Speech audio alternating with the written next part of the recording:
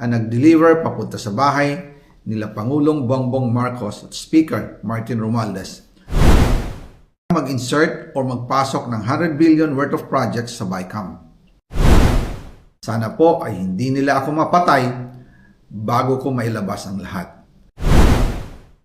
Ginawa ko lang ang utos sa akin, pero ngayon, handa na akong harapin ang lahat.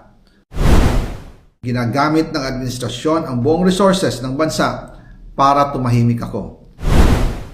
That he will shoot me if I will talk.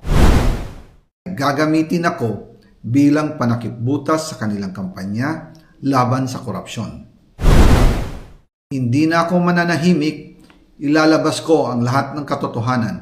May resibo, may ebidensya, at may pangalan. Para sa bawat Pilipino, alam ko na buo ang galit ninyo sa akin ngayon. Nauunawaan ko rin kung bakit, lalo na at malaki ang halagang nakataya. Pero bago kayo humusga, hayaan ninyong ipaliwanag ko ang buong katotohanan. Matagal akong hindi nagsalita dahil may direktang utos sa akin. Huwag nang bumalik ng Pilipinas at manahimik na lamang. Umalis ako noong July 19, 2025 para sa aking medical check-up.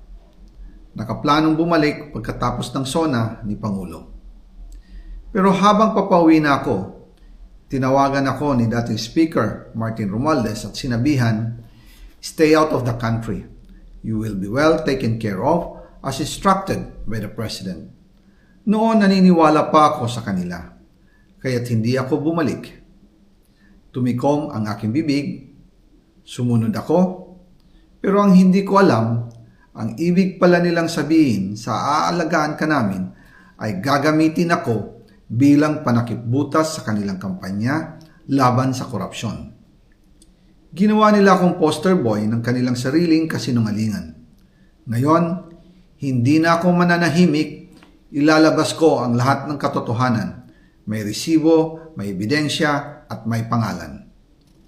Nagsimula ito nung tumawag si Sekmina Pangandaman sa akin nung nag-umpisa ang BICAM process last year, 2024. Ang sabi niya, katatapos lang ng meeting nila ni Pangulo at may instructions na mag-insert o magpasok ng 100 billion worth of projects sa BICAM.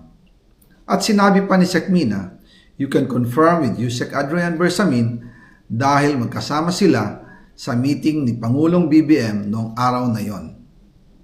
Tinawagan ko po agad si Yusek Adrian Bersamin at